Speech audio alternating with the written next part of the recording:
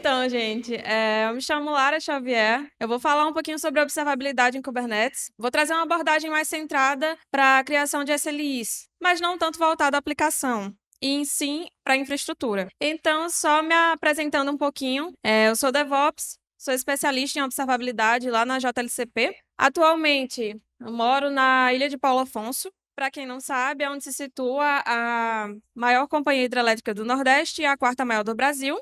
Eu também sou engenheira eletricista e tenho uma graduação em DevOps. Fiz 2 pós-graduações em Machine Learning A e projetos e arquiteturas em Cloud. Também faço pesquisa no CNPq para tecnologias assistivas. Então, nesse meio tempo, vem aí uma relação com a tecnologia de pelo menos 9 anos. E aí, só uma breve introdução, né, para a gente chegar até o cálculo mesmo, como é que a gente vai chegar nesses valores. Só para alinhar todo mundo, o que são os SLIs, SLOs e SLAs? Né? Então, nós temos aí os SLIs, que eles vão ser baseados em métricas, que sejam o RAT. Quem já atua um pouquinho com observabilidade conhece um pouquinho desses conceitos, né? O rate, o erro, duration, por exemplo, a taxa de erros, ou use. Tem também utilization, saturation e os erros. Né? E normalmente eu costumo diferenciar um pouquinho, porque são termos bem parecidos, mas a aplicação deles são diferentes. Então, enquanto um é mais voltado para a aplicação, o outro é para métricas de infraestrutura. E aí o que acontece? Os SLOs são já os objetivos, a partir dos cálculos dos SLIs, que a gente vai fazer para atingir uma meta.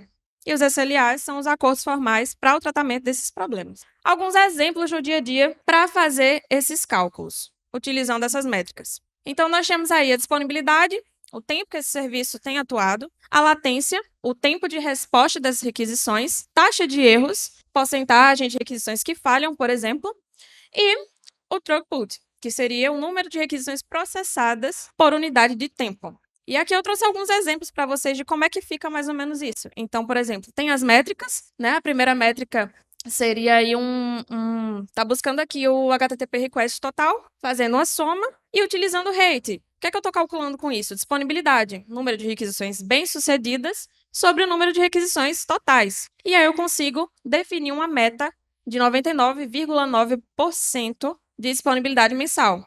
Então, exemplificando, significa que o serviço pode estar indisponível por, no mínimo, 43 minutos por mês. Latência, da mesma forma. Tempo de resposta. Então, a gente consegue ir colocando, por exemplo, a latência média de 150 milissegundos no último dia é aceitável. É uma latência mínima. Taxa de erros e throughput da mesma forma. Só que essas métricas, o que acontece? A gente consegue definir elas com métricas de aplicação, métricas HTTP. E o que eu venho trazendo para vocês já é o outro lado da moeda. Como é que isso se aplica em Kubernetes? Para métricas de infraestrutura, CPU e afins, que é o famoso use. Então, primeiramente, como é que a gente define um SLI estratégico? Identificar pontos críticos da experiência do usuário. Então, tem alguma requisição que tem demorado muito por algum motivo. Quando você tem ali o rastreamento de traces, logs e métricas, você consegue chegar em um ponto em comum que tem dado muito erro. Então, alguns exemplos em áreas diferentes. Na saúde, tempo para agendar a consulta é um problema na vista do usuário.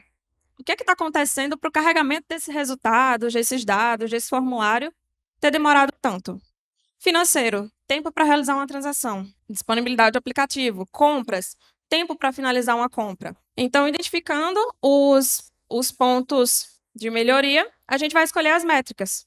Então, que métricas eu vou utilizar? Para disponibilidade, latência, taxa de erros e throughput. Porcentagem de tempo que o tempo está funcionando, tempo de resposta das requisições, porcentagem de requisições que falharam, número de requisições processadas por segundo. E, por fim, estabelecer os limites realistas. Ah, mas como assim eu vou estabelecer um limite, eu vou chegar nesse valor? Esse valor, normalmente, ele é baseado em um histórico. Então, se eu tive, vamos supor que eu tive aí 70% de disponibilidade do meu sistema no mês passado. O que é que eu preciso? Eu já vou colocar um 99,9 nesse mês? Não. Vamos tentar chegar pelo menos em 80, 75% de disponibilidade? Então, a gente vai subindo gradualmente essas melhorias para atingir. E aí, o caso que eu estou trazendo foi uma análise baseada em um ambiente que eu tinha aí o Keycloak, muito conhecido. Ele estava em Kubernetes, utilizei o OpenTelemetry para fazer todo esse rastreamento de logs, traces e métricas, mas hoje eu vou tratar do Grafana Mimir. Então, eu consegui extrair as métricas desse cluster. E o que é que eu vou utilizar? Nós temos aí a utilização, saturação e os erros. Para a utilização, eu vou estar trazendo aí a CPU. Então, aqui são os exemplos de algumas métricas que você já consegue procurar lá no Grafana Mimir ou no Prometheus. Saturação, alguns exemplos também, e erros. Primeiro ponto. Eu vou utilizar a métrica de CPU. O que é que eu preciso olhar primeiro? Aqui é uma fórmula comum de soma, então vai trazer o total de solicitações dos pods do Keycloak. Então, eu consigo ter aí um valor muito baixo, pode ir. Depois, eu posso comparar o uso real de CPU comparado ao total do cluster. Então, eu peguei o valor anterior, verifiquei o novo valor, que seria a CPU realmente usada pelos pods, e fiz uma divisão. E eu tive um SLI de pelo menos 1,29%. Ou seja, o uso dessa CPU alocada para o Keycloak é muito baixo. Então, se é muito baixo, o que é que pode estar acontecendo? Desperdício. Então, eu posso fazer um ajuste para melhorar a escalabilidade do meu cluster. E aí, por fim, né, eu trouxe aqui duas situações. Superalocação de CPU. Então, uma possível solução: reduzir as solicitações no deployment para evitar um pouquinho de desperdício, ou a baixa carga de trabalho. É um outro ponto a ser avaliado, como SRE. Então, se isso for esperado, vale a pena fazer alguns ajustes de requests e limites. E aí, uma métrica muito importante que eu venho trazer para vocês é o throttling. Então, por que ele é usado? Ele é usado praticamente para controlar a quantidade de CPU por um pod, por um processo, sem exceder os limites. Então, o que acontece? Essa métrica, quando ela é avaliada, a gente consegue ver se aquele namespace, aquele projeto, ele está utilizando mais do que é permitido e está comprometendo, por exemplo, os outros projetos, os outros pods dentro do cluster. Então, quando eu procuro essa métrica aqui e eu trago esse resultado, eu consigo ver que não está. O número também está muito baixo, então ele não está nem interferindo e nem chegando perto de usar toda a CPU que ele precisa. Então, quais são as faixas de atenção? O Keycloak está solicitando muito mais do que precisa, menos de 5% de throughput.